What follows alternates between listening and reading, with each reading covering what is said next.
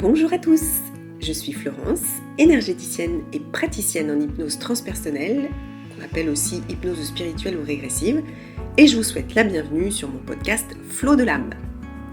Alors ce podcast, j'ai envie que ce soit un peu comme une soirée entre amis où on papote, où je vous livre mes questionnements, mes réflexions, en vous partageant ce que j'ai pu comprendre au travers de mes lectures, de ma vie perso et puis également de ma vie pro avec mes séances d'hypnose transpersonnelle. Je vais y parler de sujets qui tournent autour de la spiritualité, du développement personnel et je vais essayer de le faire avec humour, légèreté et simplicité.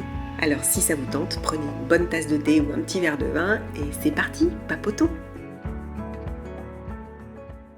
Bonjour et bienvenue dans ce nouvel épisode.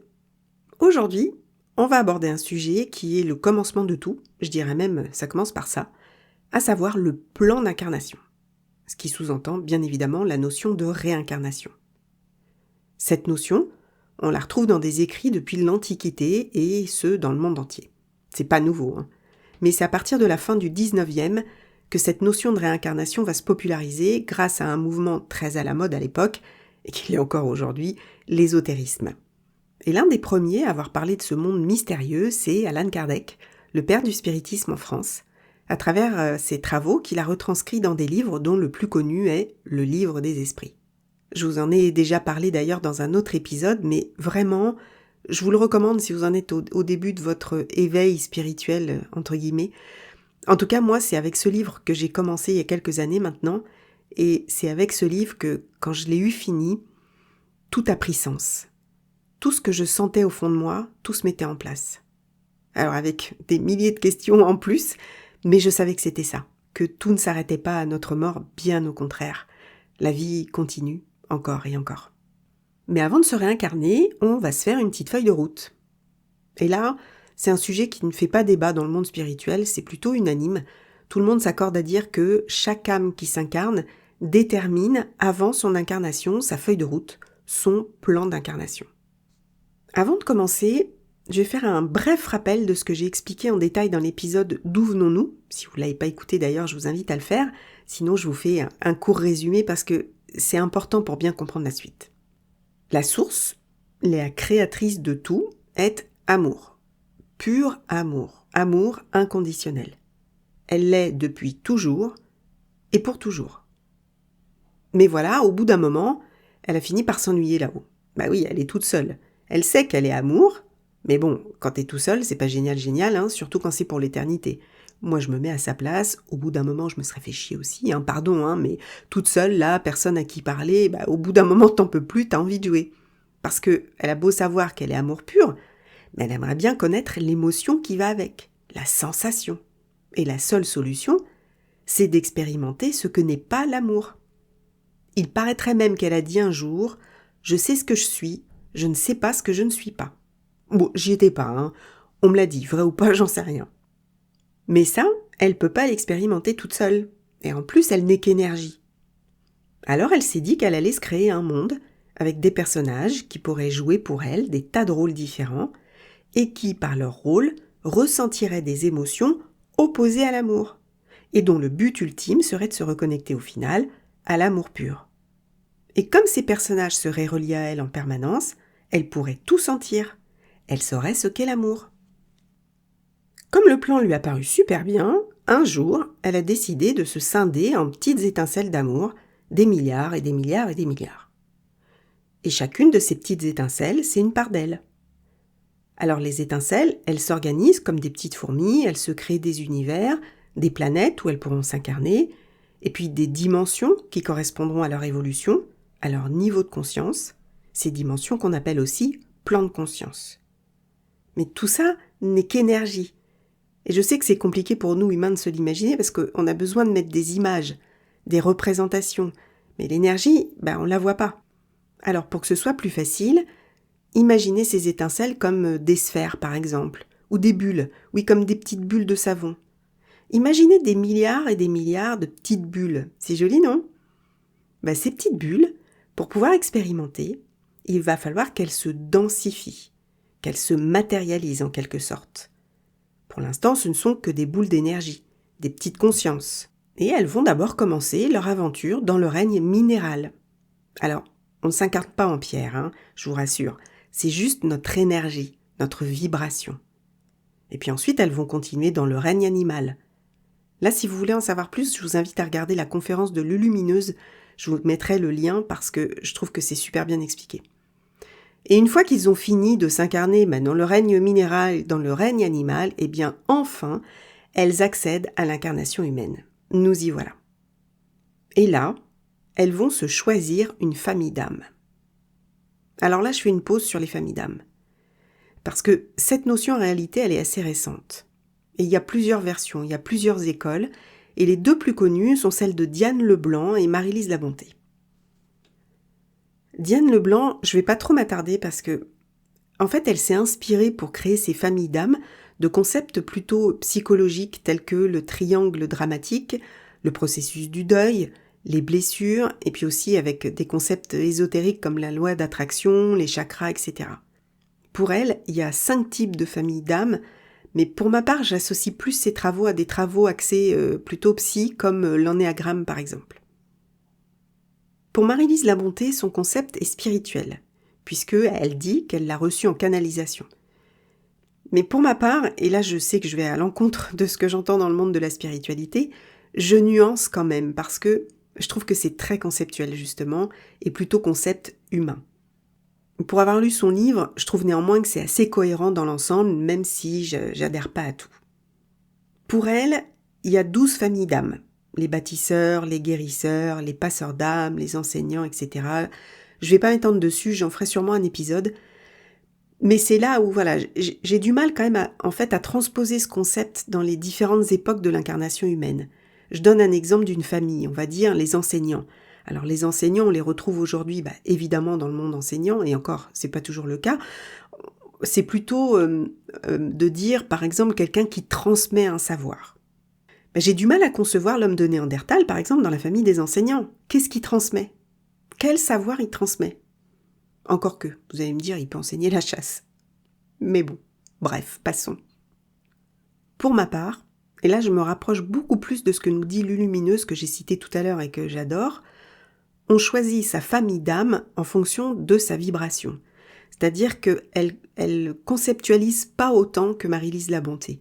Elle pense que chaque famille d'âmes a une vibration et c'est en fonction de cette vibration, la vibration qui nous attire, qu'on va la choisir. Elle donne un exemple que je trouve assez parlant. Elle dit que c'est comme dans une immense prairie où vous avez des parterres de fleurs différents. Vous choisissez votre famille en fonction de la fleur qui vous attire le plus, en fonction de sa couleur, de son parfum, etc. Et peut-être, effectivement, comme le dit Marie-Lise Labonté, il y a pour chaque famille une espèce de teinte missionnaire. Mais bon, encore une fois, je ne suis pas convaincue. Je vous invite à lire les différents travaux que je viens de vous exposer et à écouter Lulumineuse et de vous faire votre propre avis. Alors revenons à ma petite âme, et là je vais parler comme si c'était moi. J'ai choisi ma famille. Ce sera ma famille pendant toutes mes incarnations, toutes mes expériences. Tout ce que j'aurais choisi de vivre dans chaque dimension, je serai toujours attachée à ma famille. Mais, car il y a un mais, cette famille n'est pas forcément ma famille incarnée. C'est-à-dire que mon frère, par exemple, ne fait pas partie de ma famille d'âme. Je le sais, j'en suis convaincue. Il est d'une autre famille et pour telle ou telle raison, on a choisi d'être frères et sœurs dans cette vie, mais probablement que je ne le retrouverai pas dans d'autres incarnations. Alors qu'une personne que je vais croiser et que je vais côtoyer 2 jours peut-être, ou qui deviendra mon amie, cette personne que j'aurai le sentiment de connaître depuis toujours, elle fera partie de ma famille d'âme. Et ça m'a vraiment été confirmé en séance d'hypnose transpersonnelle. Parce que systématiquement, je demande les liens qu'a le consultant avec sa famille, s'ils se connaissent d'autres vies. Et c'est surprenant parce que c'est loin d'être la majorité, même avec nos parents. Et c'est pas grave, ça n'empêche pas l'amour qu'on se porte mutuellement.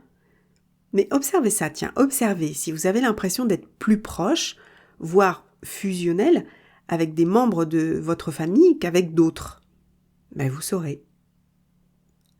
Alors ensuite, concrètement, comment ça se passe ? Mon étincelle, fraîchement devenue âme, va commencer par le niveau 0, c'est-à-dire qu'elle va partir du bas. Et oui, son objectif c'est d'apprendre, et tu peux pas passer ton bac si t'es encore en maternelle, même pour les surdoués. Donc, elle va commencer par le bas de l'échelle, sur une planète qui a une vibration basse. Alors, évidemment, il y a des exceptions, Ces exceptions, ce sont des âmes qui ont un niveau de conscience élevé et qui ont fait le choix de revenir sur Terre pour aider la Terre à monter en vibration. Et là, je vous invite à lire le livre Les jardiniers de la Terre de Dolores Cannon dont j'ai déjà parlé dans l'épisode D'où venons-nous. Mais dans mon exemple, je suis une bébé âme. Donc, je vais devoir m'incarner sur une planète qui vibre très bas. Puis, au fur et à mesure de mes expériences, je vais monter en vibration et je vais pouvoir m'incarner sur des planètes plus évoluées. Et à un moment, je vais pouvoir choisir de m'incarner sur Terre. Alors, quand je dis plus évolué, on va pas s'emballer, parce qu'on n'est pas sur la planète la plus exceptionnelle de l'univers où le prix des billets est aussi cher que celui d'un concert de Céline Dion. Non, on sera plutôt sur la fanfare désaccordée et vinacée d'une fête de village, parce que, vous l'aurez probablement remarqué, ça respire pas franchement l'amour sur Terre. Mais il y a des planètes, oui. Et là, vous vous dites, pourquoi j'ai choisi la Terre ? Eh bien, justement parce qu'elle vibre bas. Et que pour expérimenter et évoluer dans mon ascension, et retrouver mon étincelle, eh bien la Terre, elle est parfaite. En gros, on vient pas là pour rigoler, on vient là pour bosser. Rappelez-vous que la quête ultime d'une âme, son seul but, c'est d'expérimenter l'amour dans la matière. C'est de servir la source, et que la quête de la source, c'est d'éprouver, de ressentir ce qu'elle n'est pas.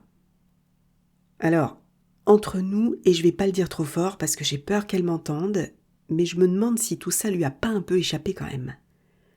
Est-ce qu'elle s'imaginait ? Est-ce qu'elle savait à quel point ça deviendrait un joyeux bordel tout ça ? Parce que le jour où elle a créé la dualité, et donc le bien et le mal, et surtout la peur, je trouve quand même que ça s'est barré en cacahuète tout ça, sur Terre en tout cas. Est-ce qu'elle s'imaginait les atrocités que ça engendrerait ? Et que ça engendre encore aujourd'hui. Mais bref, c'était une réflexion tout à fait personnelle et j'espère qu'elle m'aura pas entendue parce que moi j'ai pas trop envie de revenir perso. Et oui, sur Terre, ce qui fait qu'on peut expérimenter au mieux, c'est cette fameuse dualité. L'ombre et la lumière, le bien et le mal, l'amour et la peur. On a tout ce qu'il faut ici, il n'y a qu'à se servir.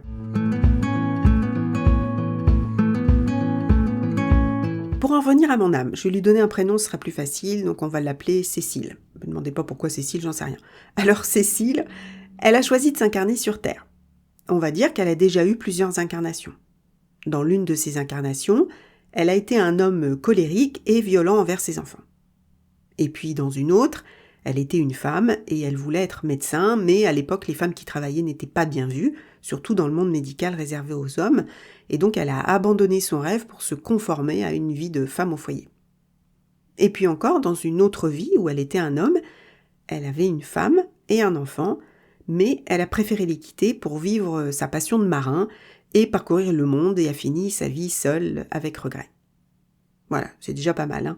Donc, dans sa prochaine incarnation, le but, c'est de réussir quelque part, même s'il n'y a pas d'échec, puisque ce ne sont que des expériences, mais c'est de réussir à rééquilibrer ses anciennes vies. Elle va décider, dans cette nouvelle incarnation, de se choisir une famille dont le père est violent, pour rééquilibrer et expérimenter l'inverse de sa vie d'homme violent, ce qu'on appelle le karma. Le karma est, à tort, à mon sens, vu comme une punition de choses mauvaises qu'on aurait fait dans d'autres vies, mais c'est pas ça. C'est toujours un choix de l'âme. Rien n'est mauvais, rien n'est mal, c'est juste une question de rééquilibrage, c'est tout. Donc, on va pas payer quelque chose qu'on aura fait de mal dans une autre vie. On vient juste rééquilibrer. Donc, ma petite Cécile, le premier objectif de cette nouvelle vie, c'est, malgré les violences subies, de réussir à transcender les blessures qui en découlent, celles de l'humiliation, par exemple, et également de briser les schémas répétitifs d'une famille violente. Elle va donc demander à sa famille d'âmes lesquels d'entre eux peuvent jouer le rôle des parents. Ces âmes seront volontaires pour jouer le rôle de ces parents qui sont violents depuis plusieurs générations. Certains auront eu des vies avec elle, d'autres non. Ce qui est important de retenir ici, c'est que l'âme qui va incarner le père et qui a choisi d'être violent le fait par amour. Et là, je sais que c'est une notion assez difficile à admettre, que c'est vraiment touchy, je le reconnais. Mais au niveau des âmes, il n'y a que de l'amour. Et tout est fait pour que chaque âme évolue. Donc cette âme a choisi d'être violente par amour, parce que son but est de faire progresser les autres, tout en progressant lui-même. Ici, on pourrait imaginer que le contrat, par exemple, ça va être « Ok, je joue le père violent, mais toi, il faudra que tu m'aides à ce que je prenne conscience de ma violence et que je retourne à l'amour. » Pour ça, elle pourra par exemple fuguer pendant quelques semaines et la peur de perdre son enfant fera que le père prendra conscience de sa violence et qu'il se soignera pour y remédier. Deuxième objectif de la nouvelle vie de Cécile, c'est, malgré les difficultés, exercer le métier qui la passionne, médecin. Elle va se choisir un compagnon pendant ses années d'études qui la rabaissera sans cesse en lui disant qu'elle n'en est pas capable, qu'elle est nulle, et l'objectif sera pour elle de passer outre ces humiliations et de continuer malgré tout. Et puis elle tombera enceinte pendant ses études. Et là, ce sera en lien avec sa troisième vie. Rappelez-vous, le marin qui a quitté sa famille parce qu'il ne voulait pas sacrifier sa vie de marin pour sa famille. Donc là, le choix pour elle, ça sera ou d'abandonner ou non son bébé pour finalement comprendre qu'elle peut concilier les deux, que sa vie de famille ne l'empêchera pas de s'accomplir. Elle demandera donc quelle âme pourra jouer le compagnon, quelle âme pourra jouer l'enfant, etc., etc. Et puis, sa vie se déroulera un peu plus paisiblement, parce qu'elle n'a pas trop envie de se charger la mule, la petite Cécile, il y a déjà pas mal de boulot pour réussir à transcender toutes ces épreuves.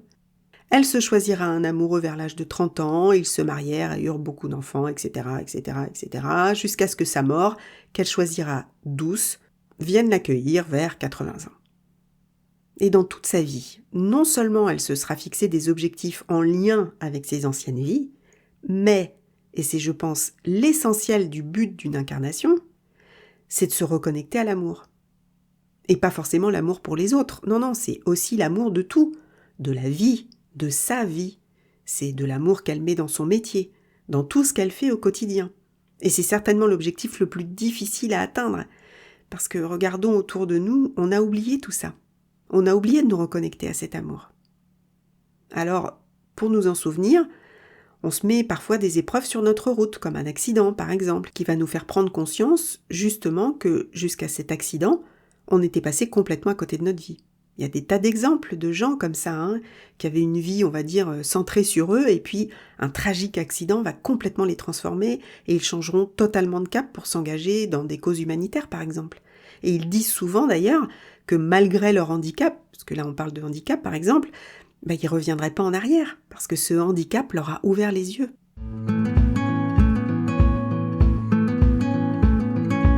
Alors l'exemple de plan d'incarnation de Cécile que je viens de vous exposer, c'est ce qui est proposé par beaucoup de médiums qui canalisent, le channeling dont je vous ai parlé dans un autre épisode. Dans ce plan, Cécile, elle a un libre arbitre. Ça veut dire que elle peut choisir de fuguer et de ne jamais revenir, de finir dans la rue. Elle peut choisir de subir l'influence de son compagnon et de ne pas faire d'études. Ou elle peut choisir aussi de mettre un terme à sa grossesse. En gros, elle a son plan d'incarnation, mais elle a plusieurs routes à chaque décision importante et c'est à elle de choisir sa route. Et si elle dévie du plan initial, ça n'a aucune importance, ce n'est ni bien ni mal. Elle reviendra dans une autre incarnation jusqu'à ce qu'elle arrive à suivre le plan initial. Alors ça, c'était une version d'un plan d'incarnation, mais pour certains médiums, il y a plusieurs nuances. La première, c'est que la famille qu'on va choisir, elle est déjà incarnée, et qu'on va la choisir en fonction de nos besoins. En l'occurrence, ici, Cécile, elle va se choisir des parents qui sont déjà sur Terre, des parents dont la famille est violente depuis plusieurs générations. Autre nuance, le libre arbitre. Alors là, ça fait débat. Il y a ceux qui pensent qu'on a un libre arbitre total, ceux qui pensent qu'on en a un peu, et ceux qui pensent qu'on n'en a pas du tout. Le libre arbitre total, c'est juste la version du plan de Cécile que je viens de vous exposer.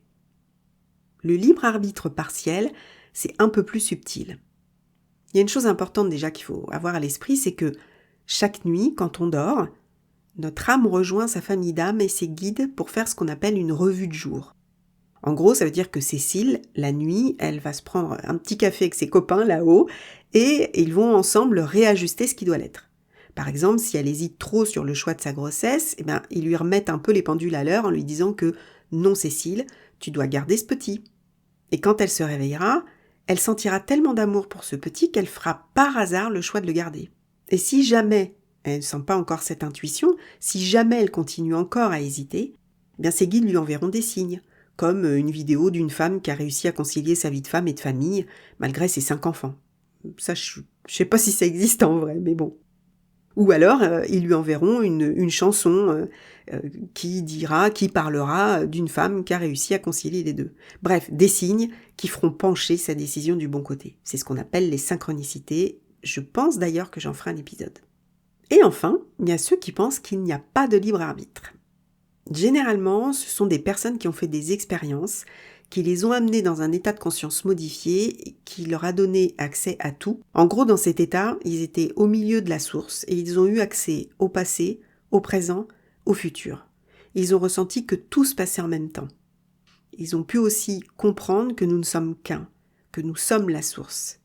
C'est difficile pour moi de retranscrire cet état parce que je l'ai jamais vécu. J'aimerais beaucoup, mais souvent ça se fait avec une plante, vous en avez peut-être entendu parler, qui s'appelle l'ayahuasca. Cette plante, elle est utilisée chez les chamans en Amazonie et elle rend, en gros, malade à crever. Donc, non merci, très peu pour moi. En tout cas, pour ceux qui l'ont essayé, ils disent tous qu'il n'y a pas de libre arbitre, que tout est déjà là, passé, présent, futur. Et là, ça m'amène à une autre théorie, celle de la transincarnation. Cette notion, elle a été canalisée par Sylvain Didlot, il en a écrit un livre qui est vraiment passionnant, qui s'appelle La transincarnation. Il a une chaîne YouTube aussi. Alors, je vais pas trop m'attarder dessus parce que j'avoue que j'ai un peu du mal à me le représenter. Je pense qu'il va me falloir encore un peu de temps pour assimiler, mais en gros, c'est quoi le concept ? Eh bien, ça voudrait dire que l'âme, donc notre âme, elle va se diviser en plusieurs âmes pour vivre des incarnations en même temps, dans des époques différentes, le but étant que chaque incarnation serve les autres. Ça veut dire que toutes les anciennes vies de Cécile se déroulent en même temps et qu'elles ne sont qu'une seule et même âme.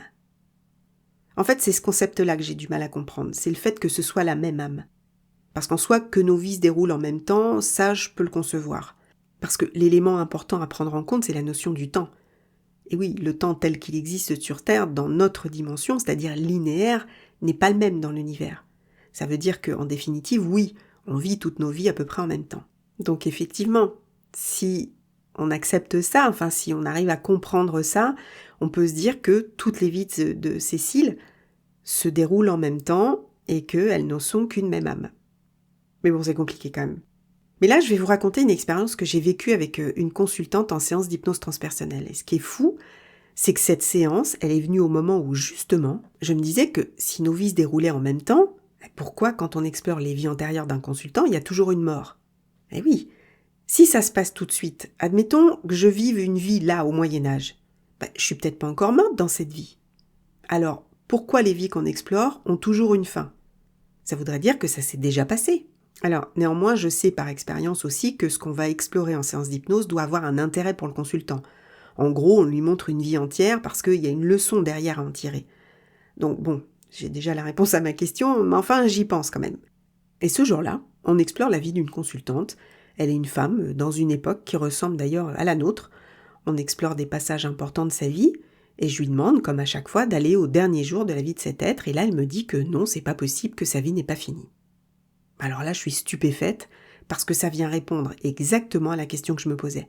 Cette question sur le temps, et que nos incarnations finalement se déroulent en même temps. Mais bon, mon cerveau, lui, il n'arrive pas du tout à matérialiser l'info, c'est hyper compliqué pour moi parce que en plus ça m'amène à plein d'autres questions. Bref, ça c'est un peu l'enfer quand on tombe dans le chaudron de la spiritualité parce que chaque fois qu'on pense avoir une réponse à une question, on en a 1000 autres qui arrivent et c'est hyper frustrant parce qu'en fait on se rend compte qu'on ne sait rien, quoi. J'ai des certitudes, encore plus depuis que je fais des séances d'hypnose, ça c'est certain, et puis aussi avec ma fille qui est médium, qui fait des contacts défunts, donc oui, je suis sûre que notre passage sur Terre n'est qu'un apprentissage, que la mort n'existe pas. On quitte notre corps physique, mais c'est tout. Je suis convaincue qu'on a et qu'on aura plusieurs vies, des centaines ici ou ailleurs. Mais dans le détail, c'est difficile d'avoir une réponse. Ce qu'on va prendre comme vérité aujourd'hui peut changer demain, et c'est seulement à travers nos expériences, ce qu'on peut lire ou entendre, comme présentement mon épisode, c'est comme ça qu'on se forge une vérité, entre guillemets, mais en définitive, on ne sait vraiment pas grand-chose. Ce qui nous ramène aussi à beaucoup d'humilité. On ne sait rien. En tout cas, quand on vient s'incarner, on choisit ce qu'on va expérimenter. Ça, j'en suis certaine. Donc on arrive avec notre plan d'incarnation dont on ne peut pas trop dévier. On s'est choisi des épreuves, on s'est choisi une famille avec du transgénérationnel, on s'est choisi des blessures, bref, on se fait pas de cadeaux. Hein. Alors des fois, pour se reposer un peu, entre deux incarnations lourdes, on se choisit une vie un peu plus légère, un peu plus cool. Donc là, autant vous dire que moi, je pense que dans ma prochaine vie, je vais me la choisir hyper tranquille, sur une île au soleil, à me siroter des mojitos sur la plage, et voilà, moi, ça m'ira très bien. Parce que bon, il y a des vies, bien entendu, plus dures que la mienne, hein, évidemment. Hein. Mais j'ai quand même eu mon lot, donc j'aimerais bien me reposer un peu. Si ma famille d'âme m'entend, si la source m'entend, merci. Merci, merci, merci. Ah, et point hyper important aussi. Aucun chemin de vie n'est meilleur qu'un autre. Il faut toujours garder en tête que c'est l'âme qui choisit son chemin, et pour des bonnes raisons. Et d'autant plus qu'elle le choisit en fonction de son niveau d'évolution. Une âme qui est peu évoluée, une très jeune âme, elle ne pourra pas s'incarner en Mère Teresa. Je parlais dans un épisode de ne pas se séparer ou de se sentir supérieur de personnes qui ne sont pas sur le chemin de l'éveil ou des personnes qui ont choisi la noirceur dans leur vie. C'est leur choix d'incarnation. Ils ont choisi selon leur niveau de conscience. Ils ont choisi d'expérimenter la noirceur, comme nous l'avons fait dans d'autres vies, et peut-être qu'on refera d'ailleurs la même chose, peut-être pour aider une autre âme. Alors même si c'est difficile, et je le conçois parfaitement, parce que oui, c'est difficile d'accepter la monstruosité par exemple, si on parle de cas extrêmes, c'est difficile d'accepter qu'une âme ait choisi de s'incarner en tueur en série par exemple, ou d'accepter qu'une âme ait choisi d'être sa victime. Comment, en tant qu'humain, on peut accepter ça ? Je sais, c'est super dur, et je conçois même que ça soit pas entendable. Ça l'était pas pour moi il y a quelques années, et j'ai encore du mal parfois. Parce que, et c'est là où je reviens un peu quand même sur le fait que pour moi ça s'est barré un peu en cacahuète, tout ça, c'est que comment peut-on imaginer qu'une âme choisisse volontairement d'être un assassin, mais en plus d'être un assassin, d'infliger à sa victime les pires tortures qui soient ? Quel est l'intérêt des tortures en fait ? Moi c'est là où parfois je bug. Il n'est pas question de déresponsabiliser les criminels sous prétexte qu'ils viennent faire une expérience, puisqu'on a notre libre arbitre. Et en même temps, si c'était prévu dans le plan d'incarnation de sa victime. Ou peut-être est-ce tout simplement que notre plan d'incarnation n'est pas si détaillé que ça, et que on a juste des grandes lignes, et que le reste se met en place au fur et à mesure. Mais en même temps, quand je vous dis ça, ça résonne pas du tout en moi. C'est fou parce que ça me dépasse, et en même temps je sais que c'est juste. D'ailleurs, quand ça devient trop compliqué pour moi, je médite, je me connecte à mon âme, et la phrase qui revient à chaque fois, c'est « tout est juste ». Je résonne avec mon mental d'humain, avec mon ego, avec la dualité, alors que dans les autres plans, tout ça n'existe pas. Chaque incarnation, chaque expérience, quelle qu'elle soit, enrichit notre âme, permet son ascension. Il n'y a que sur Terre qu'on a cette notion de bien et de mal, mais au niveau de la source et de notre conscience supérieure, il n'y a ni bien ni mal, il y a ce qui est, point, sans jugement.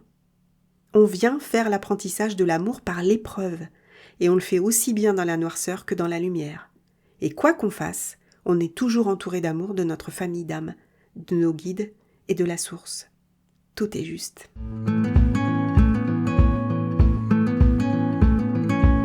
Voilà, cet épisode est terminé, j'espère qu'il vous aura plu. Alors je le répète dans chacun de mes épisodes, mais je ne détiens pas la vérité. Je vous expose uniquement ce qui fait sens pour moi, ce qui résonne dans mon cœur intrinsèquement. De par mes expériences personnelles, notamment en séance d'hypnose, il y a des choses qui font aucun doute pour moi, mais d'autres où je suis plus nuancée. Mais c'est pas très grave en soi parce que le jour où on joindra l'autre monde, on saura. Bon, je suis pas pressée. Hein. En tout cas, si vous voulez aller plus loin, je vous conseille de lire « Suis ton âme, elle connaît le chemin » de Virginie Bobet et Violette Germont, qui est vraiment passionnant et qui prend justement des exemples de vie et de plans d'incarnation. Il y a aussi « Naissance et périple d'une âme » de Monique Mathieu, et puis les ouvrages de Sylvain Didlot et Marie-Lise Labonté, et bien sûr « Lulumineuse ». Comme d'habitude, n'hésitez pas à me faire part de votre vision en commentaire ou en message, c'est toujours intéressant pour moi. Et puis si vous le voulez bien, ça aussi, comme d'habitude, partagez, recommandez, mettez des étoiles, etc., etc. Je vous retrouve très bientôt pour un nouvel épisode, et en attendant, prenez bien soin de vous.